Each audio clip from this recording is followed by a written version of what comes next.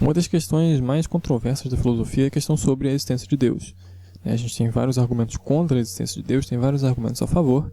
Alguns são bem persuasivos, outros são bem ruins. E hoje eu vou mostrar um argumento aqui que se propõe a mostrar que do mero fato de você não rezar, a gente consegue concluir que Deus existe. Beleza? E eu tenho que deixar algumas coisas bem claras aqui já de antemão. A primeira é que eu não estou defendendo esse argumento aqui, tá? E nem estou me opondo a ele, eu estou apenas apresentando, tá? O meu papel aqui nesse vídeo é expor esse argumento.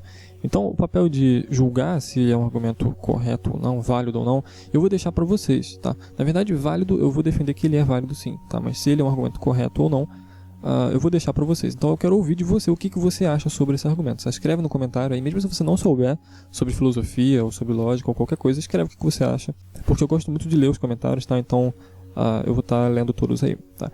E a segunda coisa é que eu vou usar formalização lógica nesse vídeo aqui, tá? Então se você caiu de paraquedas agora no canal, esse aqui é um canal sobre lógica, né? Apenas sobre lógica. E eu tenho uma playlist sobre lógica clássica, então se você não sabe lógica e você está afim de entender esse argumento aqui ou outros que eu tenho aí, eu recomendo que você aprenda, tá? Não é uma coisa difícil, eu tenho vários e vários vídeos aí ensinando. E mesmo se você não for da área de filosofia ou da computação, eu recomendo que você aprenda também, tá? Eu fiz um vídeo explicando por que eu acho isso, tem 5 motivos para aprender lógica, vou deixar linkado aí, vou deixar um card. E é isso daí, vamos pro argumento então propriamente dito. Esse argumento ele tem duas premissas, tá? A primeira premissa é a seguinte: se Deus não existe, então não é o caso que se você fizer uma oração, né, se você rezar, então você vai ser atendido, beleza? Essa aqui é a primeira premissa. Parece natural aceitar isso daqui, né? Claro, se a gente supuser que rezas e orações só podem ser atendidas por Deus, né? Mas parece natural dizer que se não é o caso que existe uma coisa que é Deus, né? Existe um X tal que X é Deus, então também não é o caso que se você rezar, você vai ser atendido. Se você rezar, você vai ser atendido. A gente está dizendo que não é o caso, né? Porque se Deus não existe, então não tem alguém para atender a sua reza, né?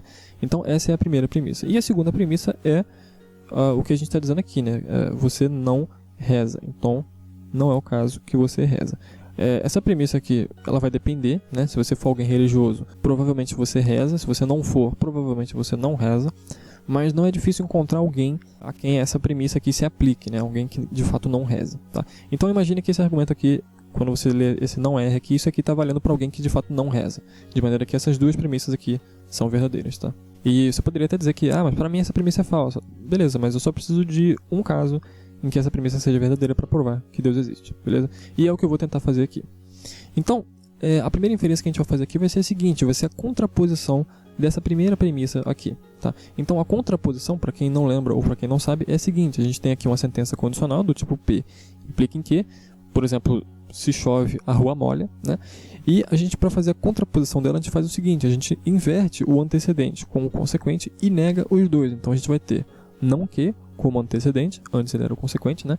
E a gente vai ter não P como o consequente, e antes ele era o antecedente. Na verdade, o P era o antecedente, né? O não P é o que a gente faz aqui para fazer a contraposição. Então, se a gente tem uma sentença do tipo se chove, então a rua molha, a contrapositiva dessa sentença é se a rua não molha, então não chove, tá? Essas duas sentenças são equivalentes. Se uma for verdadeira, a outra vai ser também, e vice-versa. Não tem como uma ser verdadeira e a outra ser falsa, tá? Então, a gente vai fazer a contraposição dessa primeira sentença condicional aqui. Tá? Para fazer isso, a gente nega o antecedente e o consequente e inverte eles de lugares. Tá? Só que em vez de negar aqui, já que tanto o antecedente, tanto o consequente quanto o antecedente eles já estão negados aqui, eu vou simplesmente omitir essa negação, né? Porque senão a gente teria uma dupla negação e, enfim, a gente eliminaria isso aqui de qualquer jeito. Então, para cortar aqui caminho, eu já vou escrever isso daqui sem essa negação, beleza? Então, a gente vai ter que, se você reza implica em você ser atendido, então Deus existe. A gente obtém isso daqui através da primeira premissa usando a contraposição, beleza? Também é bastante razoável isso daqui, né? Se quando você reza, você é atendido, então Deus existe, né? Porque do contrário não existiria alguém para atender a sua reza, né? A sua oração. Então esse passo aqui ele é válido, né? Essa regra aqui de fato ela é válida. E a gente vai fazer o seguinte agora. Como eu quero provar que Deus existe, eu vou provar isso aqui usando o método de reductio ad absurdum, tá? Que é um método bastante utilizado na matemática. E ele consiste no seguinte: eu vou assumir a negação daquilo que eu quero provar. Então eu vou assumir por hipótese aqui que não é o caso que Deus existe, tá? Isso aqui é uma hipótese. E aí eu vou mostrar que dessa hipótese aqui de que Deus não existe, eu consigo derivar uma contradição. E aí, mostrando isso, né, se essa hipótese implica em uma contradição, essa hipótese tem que ser falsa. Por quê? Porque se ela fosse verdadeira, a contradição também seria verdadeira, mas nenhuma contradição é verdadeira por definição, né? Então, se eu conseguir derivar uma contradição disso daqui, eu vou mostrar que isso é falso e, portanto, Deus existe, né?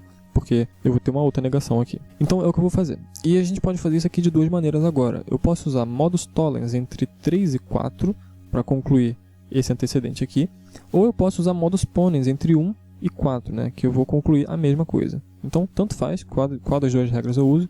Vou usar modus ponens aqui, tá, que é mais comum de ser usada. Beleza? E a gente obtém isso daqui. Também faz bastante sentido, né, se a gente tem a hipótese aqui de que Deus não existe, então não é o caso que se você rezar, a sua reza vai ser atendida. Isso aqui também faz bastante sentido até aqui, né, sob essa hipótese. E agora, olha só, a gente tem aqui uma negação de uma sentença condicional. Ou seja, a gente está dizendo que essa sentença condicional aqui ela é falsa.